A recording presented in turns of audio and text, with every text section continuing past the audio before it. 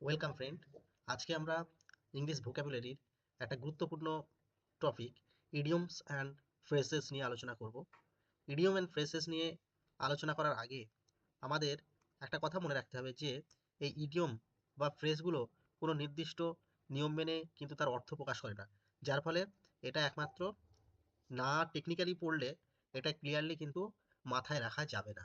তো আমরা আজকে টেকনিক্যালি কিভাবে ইডিয়মসগুলোকে মাথায় রাখা যায় বা স্মরণ করা যায় সেগুলো নিয়ে আজকে আমরা আলোচনা করব, এবং নতুন নতুন যে ইডিয়মস বা ফ্রেজগুলো আমরা পাবো সেগুলোকে আমরা নোট করে রাখবো খাতায়। তো আজকে আমি গুরুত্বপূর্ণ 29টি ইডিয়মস বা ফ্রেজ নিয়েছি, যেগুলো কোনো না কোনো এক্সামে প্রিভিয়াস ইয়ার্সে এসেছে। তো আমরা দেখা যাক আমরা একে একে প্রত্যেকটি ইডিয়মস বা ফ্রেজগুলো আলোচনা করি। প্রথমে বলছে to turn over a new leaf.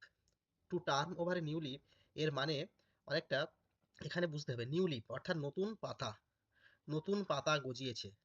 Turn over মানে গজানো, এখানে বুঝতে হবে যে চেঞ্জ এসেছে, কিছু একটা নতুন পাতা গজিয়েছে, চেঞ্জ এসেছে।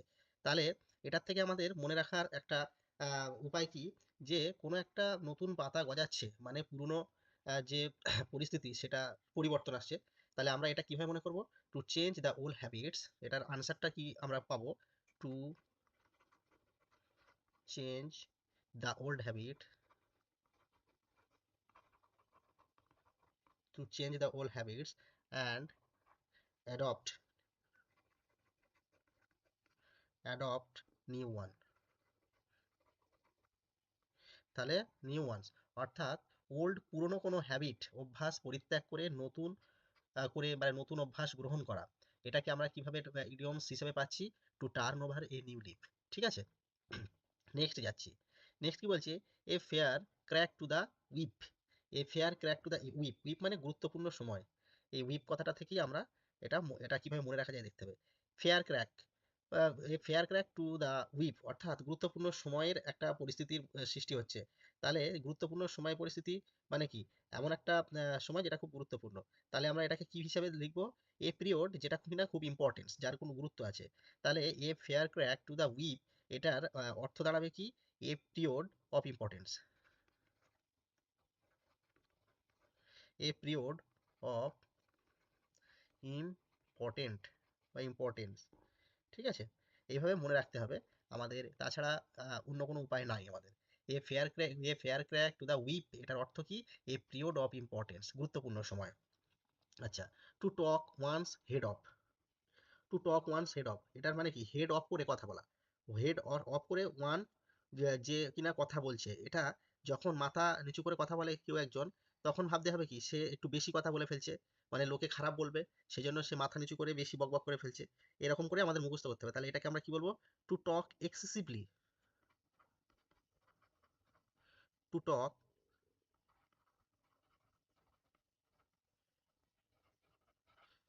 টু টক এক্সেসিভলি, বেশি কথা বলা। তাহলে to talk once head off মানে কি?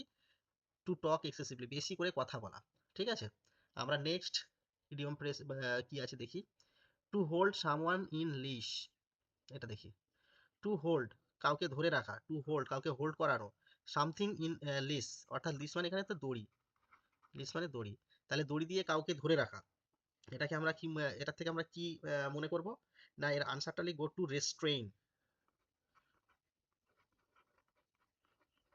টু রেস্ট্রেইন, রেস্ট্রেইন মানে কি? দমন করা, দমন করা। তাহলে to hold something in leash অর্থাৎ দড়ি দিয়ে কোনো কিছুকে ধরে রাখা মানে বেঁধে রাখা, এটার অর্থ টু রেস্ট্রেইন অর্থাৎ দমন করা। আচ্ছা, তারপরে কি আছে? To play fast and loose.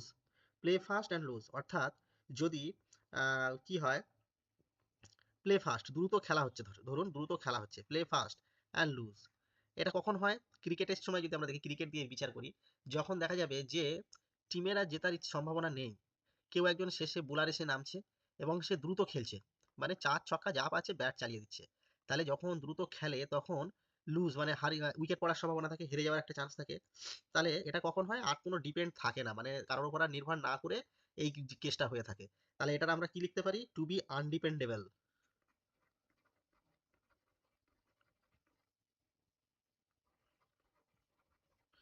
Two be undependable অর্থাৎ কারোর উপর নির্ভর না করা, নির্ভর না করা। তাহলে to play fast and loose এই কথাটার অর্থ হচ্ছে টু বি আনডিপেন্ডেবল, কারোর উপর নির্ভর না করা। নেক্সট 6 নম্বরে কি বলছে? অল অ্যাগগ। অল অ্যাগগের মানে কি? অল অ্যাগগ এটা আমি মনে করার একটা টপিক ট্রিক্স বলে দিচ্ছি। অল অ্যাগগ মানে সমস্ত আহ, একসাথে গগ গগ করা, অর্থাৎ ব্যাঙের মতো করা, ব্যাঙের মতো আওয়াজ করা। এটা কখন হয়? বর্ষাকালে ব্যাঙ যখন দেখবেন আপনারা, বর্ষাকালে ব্যাঙ সারা দিন রাত ধরে ডাকছে, বিশেষ করে রাতের দিকে। তাহলে অল অ্যাগগ, অল অ্যাগগটা মানে কি? রেস্টলেস, যারা কিনা বিশ্রামহীনতায় থাকে, বিশ্রামহীন, বিশ্রামহীন, restless.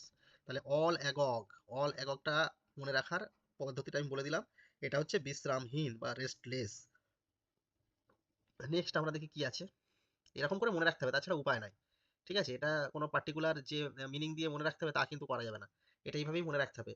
Two frame a person, একটা পার্সনকে, এক ব্যক্তিকে যদি ফ্রেম বন্দি করা হয়, কখন করা হয়? ফ্রেম এ পারসন, ফ্রেমের মধ্যে বন্দি করা হয় কখন?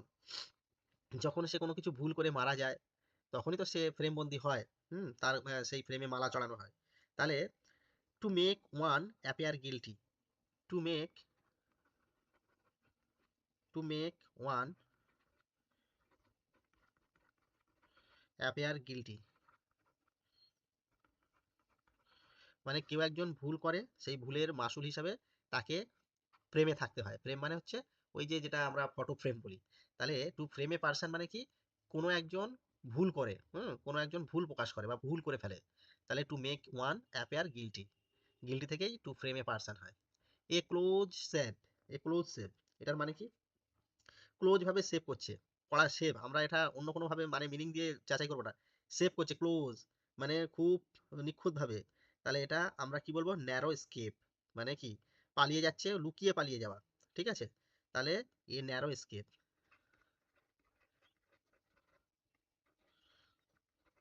এ narrow escape, a close shave মানে ন্যারো স্কেপ। আচ্ছা, তারপরে কি আছে?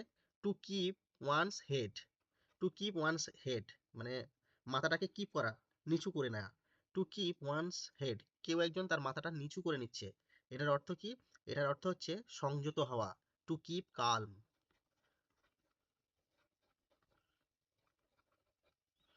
টু কিপ কালম অর্থাৎ সংযত হওয়া, সংযত হওয়া মানে একটু শান্ত হওয়া। To to keep one's head, মাথা, নিজের মাথা রাখা, নিজের মাথা রাখা মানে কি? সংযত হওয়া, টু কিপ কালম। ঠিক আছে? এই মাথা দিয়ে আগে একটা বলেছি, কি বলেছিলাম? To to talk one's head off, এটা এই ধরনের জিনিসগুলো যেন গুলিয়ে ফেললে হবে না। আমরা আগে পড়েছি কি? To talk, to talk once head off, এটা পড়েছি। এটার মিনিংটা কি দাঁড়িয়েছিল? এটার মিনিংটা বলেছিলাম বেশি কথা বলা। To talk, to talk excessively, বেশি কথা বলা, বেশি কথা বলা। তাহলে দুটোর মধ্যে ডিফারেন্সটা বোঝা গেল? এই ডিফারেন্স হচ্ছে এটা। এটা হচ্ছে to keep one set, to keep one set মানে হচ্ছে কালম থাকা, সংযত থাকা। To take, to talk one's head off মানে মাথা নিচু করে বলা, মানে হচ্ছে বেশি কথা বলা, টক এক্সেসিভলি, বেশি কথা বলা। বোঝা গেল? নেক্সট কি আছে দেখি আমাদের ইডিয়মস ফ্রেজ। এইভাবে মনে রাখতে হবে, তাছাড়া উপায় নাই। তবে কমন পাওয়া যায়, এটা নিশ্চিত কমন পাওয়া যাবে। যত বেশি ভান্ডারে, মাথার ভান্ডারে রেখে দেবে ততটাই আপনাদের লাভ। এবারে টু ক্রস শোয়ার্ড, টু ক্রস শোয়ার্ড মানে কি? সোয়ার্ড, সোয়ার্ড মানে কি?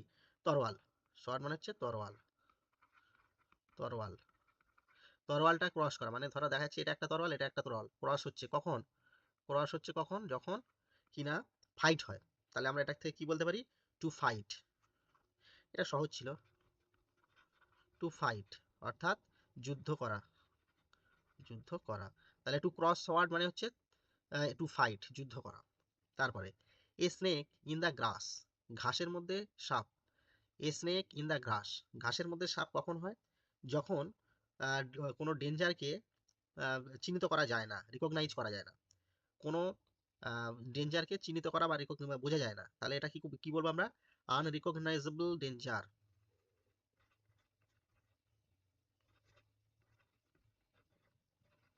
আনরিকগনাইজেবল ডেঞ্জার। যে ডেঞ্জারকে, যে বিপদকে বোঝা যায় না। তাহলে a snake in the grass মানে কি? যে ডেঞ্জারকে রিকগনাইজ করা যায় না, আনরিকগনাইজেবল ডেঞ্জার। 12 নম্বর কি বলছে? To give up the ghost, ghost মানে কি? গোস্ট মানে হচ্ছে ভূত বা প্রেত, গোস্ট মানে হচ্ছে ভূত বা প্রেত। তাহলে ভূত বা প্রেতের কাছে গিভ আপ, পরিত্যাগ করা, যাওয়া, এটার থেকে আমরা কি বলবো? ভূতের কাছে মানুষ কখন যায়? যখন সে মারা যায়। টু ডাই, মারা গেলে হয়, তাহলে এটার মানে হচ্ছে মৃত্যু। To give up the ghost, এটা খুব important, VVI. To give up the ghost মানে টু ডাই, মারা যাওয়া। এরপরে খুব ইম্পর্টেন্ট, এটা একটা ইডিয়মস।